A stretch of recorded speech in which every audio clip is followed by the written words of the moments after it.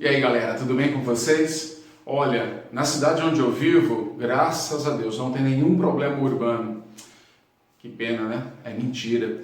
O que não falta para as cidades brasileiras são problemas, e principalmente da ordem social. Vamos nessa aula refletir um pouquinho sobre os principais problemas, ok? E olha, essa aula vai ser um pouquinho longa, beleza? Se prepara, ajeita a cadeira aí e vamos estudar um pouquinho mais. Vem comigo, galera, vamos embora!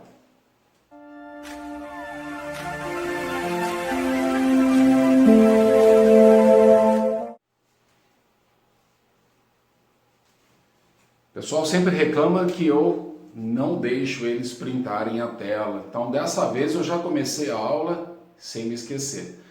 Então, por favor, queridos, dê um print aí na tela, fica com essas informações porque elas podem te ajudar aí durante o processo de estudos, realização de atividades e também em provas. Então, nós vamos conversar hoje sobre essa ideia dos problemas que existem no espaço urbano.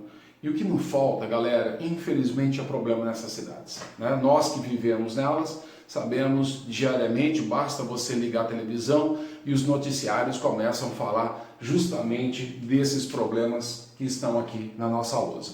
Então a proposta de hoje é fazer uma conversa rápida, lembrando que esse assunto aqui daria um semestre de discussão numa sala de aula, num curso universitário, por exemplo, e nós precisamos entender exatamente quais são os principais problemas, lembrando que são muito, mas aqui são os principais problemas, e discutir um pouquinho sobre a questão da sua origem e ao mesmo tempo as suas consequências, e lá na frente pensar em algumas propostas e soluções que de repente quem deveria estar fazendo ainda não fez, ok? Então vamos lá, pessoal, como é que é viver nas cidades? Será que as cidades do presente são melhores do que as cidades do passado?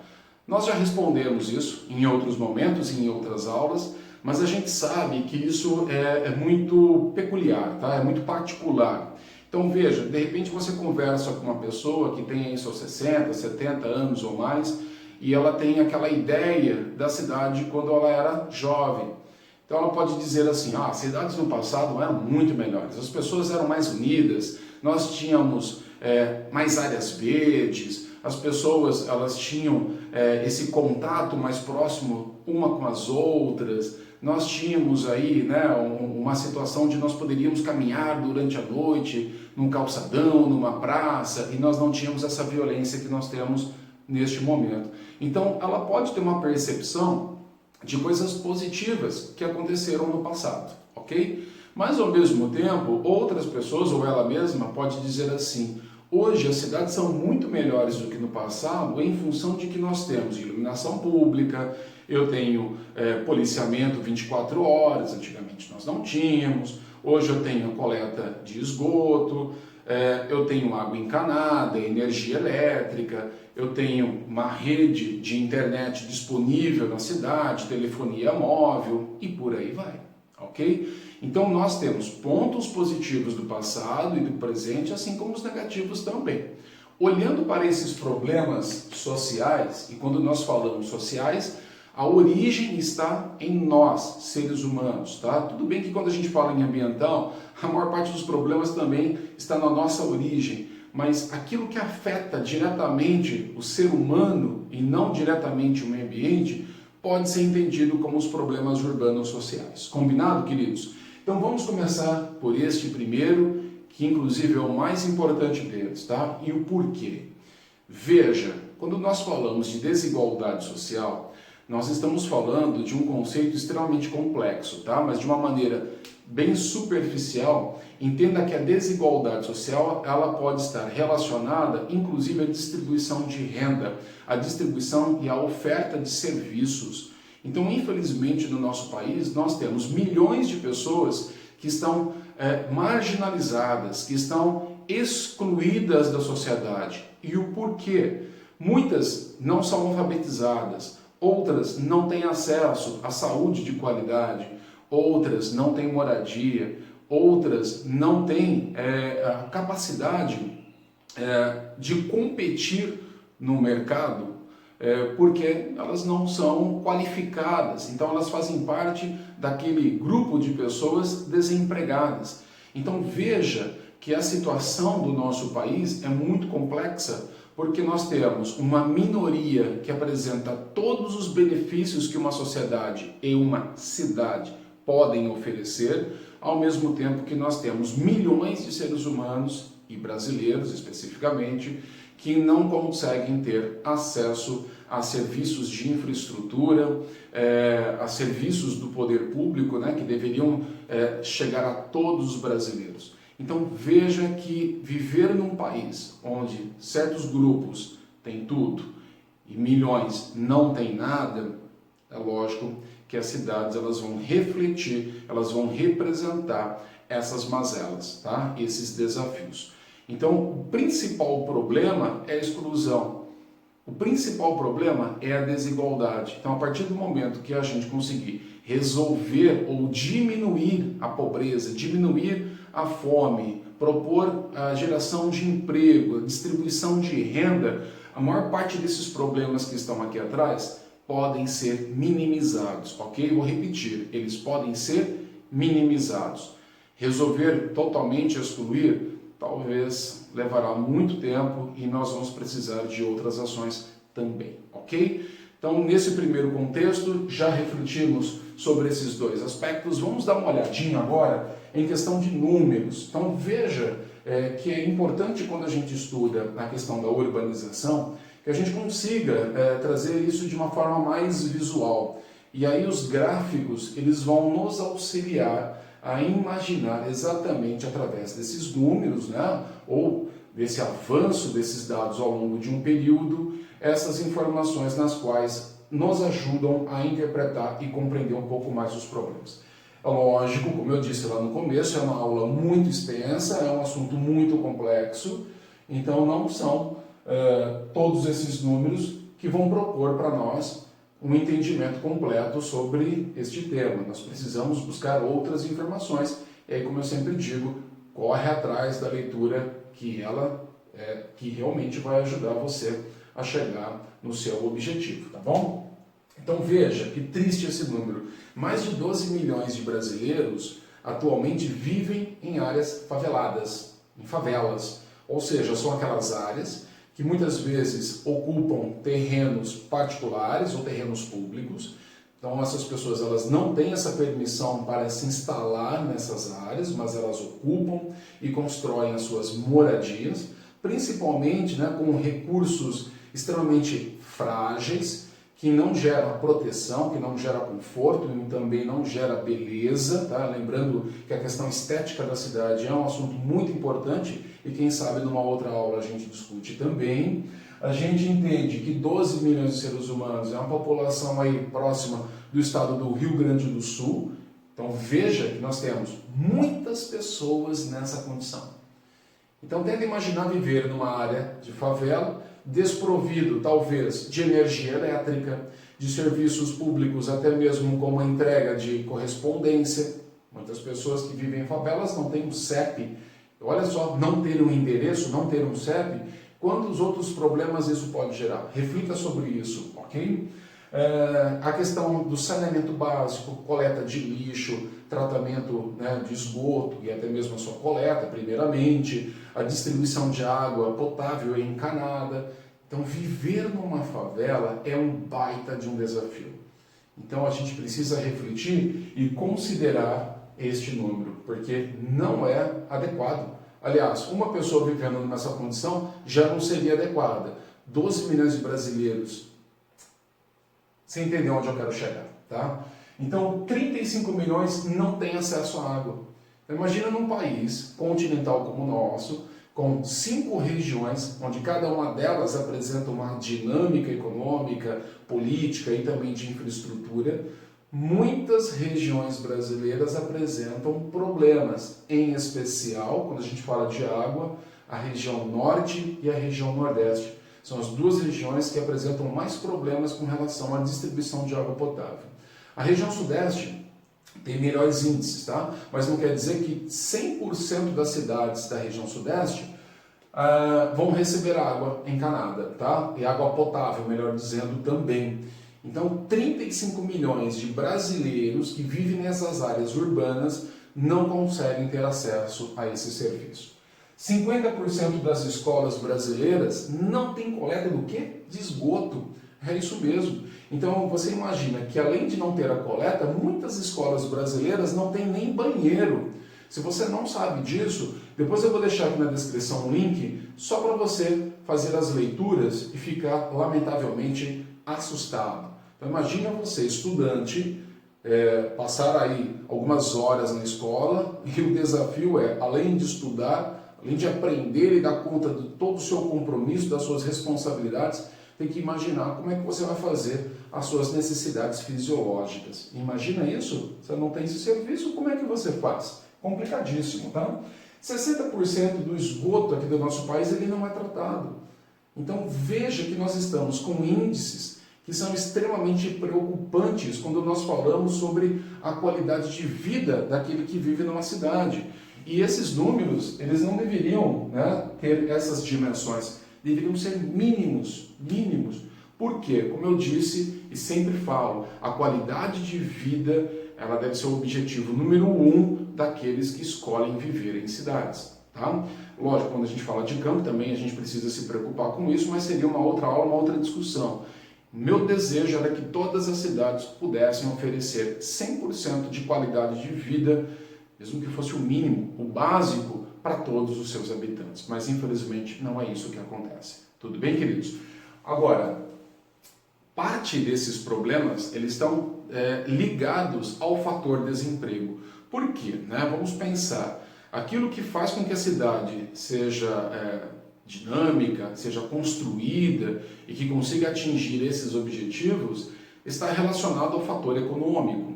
Então, se você vive num ambiente ou numa cidade onde muitas pessoas estão desempregadas ou elas estão ligadas ao setor informal da economia, veja que isso vai atrasar e muito o desenvolvimento não só das próprias políticas públicas, que também dependem de dinheiro, de arrecadação de impostos, assim como de pessoas que estão desprovidas de um pequeno capital que poderia muito bem contribuir para a construção do próprio espaço urbano. Sim, então nós, enquanto cidadão, nós também somos responsáveis pela construção da cidade. Então, se eu tenho um apartamento, se eu tenho uma casa, enfim, eu faço parte desse ambiente e a forma como eu construo a minha moradia pode contribuir ou não para o ambiente coletivo, para o ambiente urbano.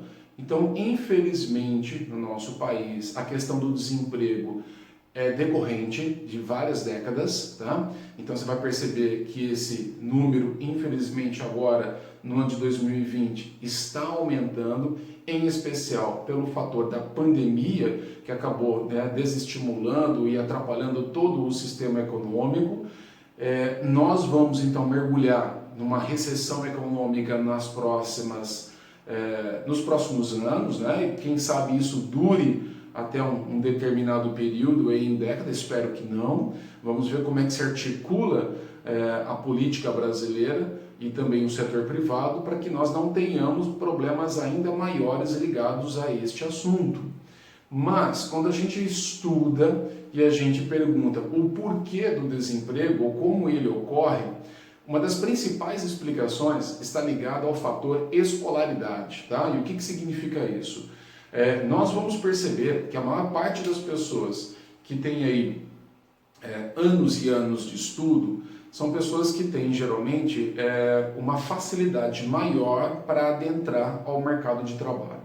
Então, se você passou pelo ensino básico, ensino médio, conseguiu cursar aí uma universidade, uma faculdade, então você tem um terceiro grau completo, conseguiu uma pós-graduação, a sua chance de arrumar um emprego e um salário maior melhora, ok? Então imagina que se eu tenho algumas milhares ou milhões de pessoas vivendo numa área urbana ou num país que não teve ou que não consegue se formar, não tem um diploma nem de ensino básico, a pergunta é, como que essas pessoas elas irão participar do mercado de trabalho? E se elas conseguirem um emprego, qual será o salário dessa família ou dessa pessoa, uma vez que ela não tem uma formação técnica adequada para desempenhar um bom serviço, né? Um bom trabalho. Então veja que a situação do desemprego está ligada à quantidade de anos que você estuda. Não só isso, a gente pode pensar também que falta muito no nosso país um incentivo por parte tanto do poder público quanto do setor privado para que ambos consigam conversar e criar uma dinâmica mais interessante na geração e oferta de empregos, né, de serviços. Mesmo porque aqui no nosso país, e aí você pode estudar isso em outras oportunidades, é um país extremamente burocrático, principalmente para o empresário, né? Não consegue gerar, estimular emprego porque ele precisa vencer uma série de obstáculos que são impostos pelo poder público que atrapalha ele nessa dinâmica, tá? Então veja que a gente precisa repensar nessas políticas públicas e pensar também junto com esse setor privado que mecanismos ou qual alternativa nós poderíamos desenvolver para gerar mais emprego e tirar a população do setor informal, que não é bom, ok? O setor informal é aquele que basicamente não oferece benefícios ao trabalhador. Ele precisa trabalhar no seu dia a dia para poder ganhar a sua renda. Como, por exemplo, os entregadores. Aí vocês vão ver que no ano de 2020 nós tivemos a greve dos entregadores de alimentos, né?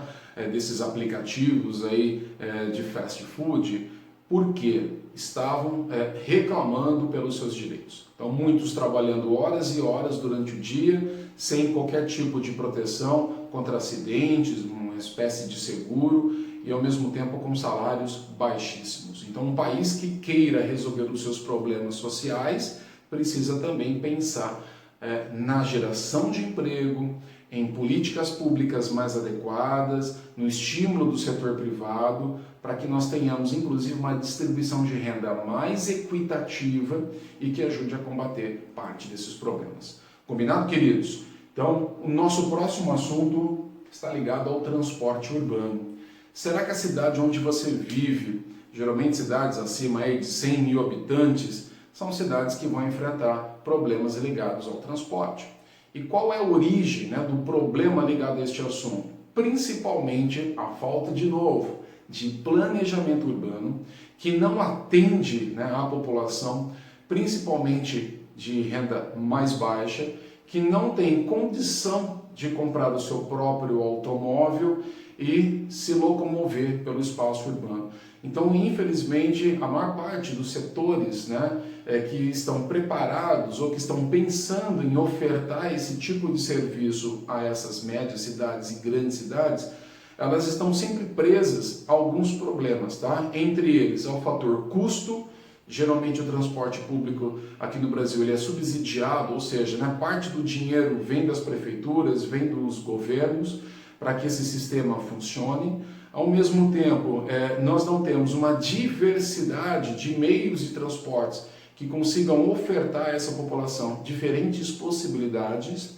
E lembrando, né, que custa muito dinheiro você construir, por exemplo, um metrô, ou construir um trem aí que consiga, né, um trem de superfície, que consiga distribuir e ligar diferentes bairros, ou cidades pequenas a cidades maiores, ou até mesmo um sistema rodoviário que depende exclusivamente da qualidade dessas rodovias que são construídas. Então tudo isso demora muito tempo, custa muito dinheiro, e aqui no nosso país as coisas não funcionam como deveriam. E aí, olha só, qual seria a solução, né, mais rápida para isso? Incentivar a população a comprar um carro. Então aqui no Brasil nós temos linhas de crédito, né, que permitem, por exemplo, que uma família aí de renda média, um pouquinho abaixo, um pouquinho acima, consiga comprar o seu veículo, e para que ela não fique refém dessa estrutura deficiente de transporte público urbano, ela acaba adquirindo um bem. E esse bem é um veículo, né, no caso um automóvel, uma motocicleta, que vai fazer com que ela consiga se locomover e atingir aí os seus destinos. Pensem assim. Só que ao mesmo tempo, quando nós temos muitos carros circulando nessas cidades, nós vamos ter problemas. E entre eles eu destaco pelo menos dois para vocês, tá? O primeiro deles, a questão do próprio trânsito, Tá? Imagine os congestionamentos, veja a cidade de São Paulo, Rio de Janeiro, Belo Horizonte, as capitais do Sul, região de Florianópolis, imagina lá na ponte, né? Dependendo da hora você fica preso e literalmente parado em cima dela. Então você não consegue ter um fluxo contínuo de veículos, especialmente em momentos, né, onde as pessoas saem das suas casas para ir para o trabalho e depois no processo de retorno. Então essa solução, que aparentemente foi imediata, foi a mais fácil, ela traz esse tipo de problema. E o número 2 está ligado à questão da poluição. Então veja que as cidades brasileiras, elas apresentam altos índices de partículas sólidas, de metais pesados que são eliminados aí pela queima desses combustíveis fósseis e que acabam aí trazendo problemas para as pessoas, problemas para a qualidade de vida numa área urbana.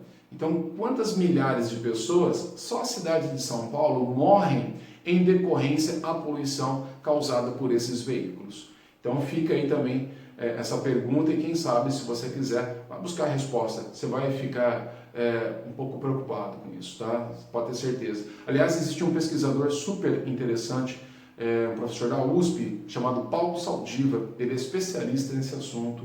Busque aí Paulo Saldiva no YouTube e você vai conseguir assistir uma série de vídeos que ele gravou em parceria com a TV Cultura abordando exatamente este tema, tá? Contribua aí, inclusive, com a divulgação dos vídeos do professor. Então, isso aqui é um problema que a gente precisa resolver, mas, de novo, né? Parcerias entre setor público e setor privado, pensando numa cidade mais inteligente, numa cidade mais criativa, para que esse serviço consiga atender pelo menos a maior parte da população brasileira com qualidade e a preço competitivo. É isso que a gente precisa refletir, tá bom? E aí, galera, antes da gente pensar nas soluções, a violência urbana. E aí eu trago péssimas informações com relação a isso. O Brasil é um dos países mais violentos, a polícia brasileira é uma das mais letais do planeta Terra, inclusive. Nós temos grupos organizados, milícias que operam hoje em grandes centros urbanos, principalmente aqui na região sudeste, região nordeste também. Na capital de Manaus nós temos grupos organizados que operam causando aí problemas para as nossas cidades. E entre esses problemas está aí o tráfico de drogas, tráfico de armas, assaltos, roubos que são constantes, também de veículos, fazendo com que o resultado dessa pobreza que nós vivemos nessas cidades, e dessa falta de segurança e de uma estratégia que consiga resolver principalmente o problema da desigualdade social, traga como uma consequência negativa o fator assassinatos, mortes violentas, e isso de fato é uma vergonha para nós brasileiros, tá? Então você imagina que mais 60 mil mortes ocorrem durante o período de um ano, e a maior parte dessas mortes, muitas delas não têm explicação, não conseguem ser averiguadas, causando ainda mais essa ideia de impunidade que potencializa inclusive a continuidade da violência. E infelizmente, de novo, um outro dado aí alarmante, a maior parte dessas vítimas são jovens. Então, qual seria a melhor proposta para que nós não ficássemos presos horas e horas no trânsito das cidades brasileiras? Qual seria a melhor proposta para que nós pudéssemos gerar emprego e qualidade de vida para essas famílias? Qual seria, então, a melhor ideia para combater a desigualdade social e, quem sabe, viver num país que não fosse tão famoso pela questão da violência? As respostas são vocês que vão dar para mim. É vocês que vão pesquisar. Através do seu próprio conhecimento, da pesquisa, vocês conseguirão chegar aí a algumas conclusões. Então, para isso, eu deixei essa pergunta. O que você pensa a respeito?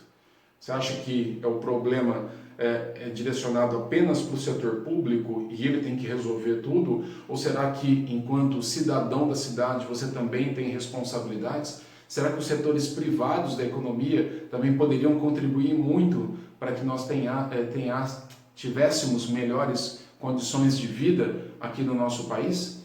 Qual seria a melhor solução? Será que é o voto consciente? Será que são as políticas públicas? Será que é a educação? Será que é a família? O que nós precisamos pensar? Então espero ter ajudado, pelo menos trazer aí algumas ideias, algumas provocações para que a gente consiga, quem sabe no futuro, construir uma cidade melhor. Combinado, queridos?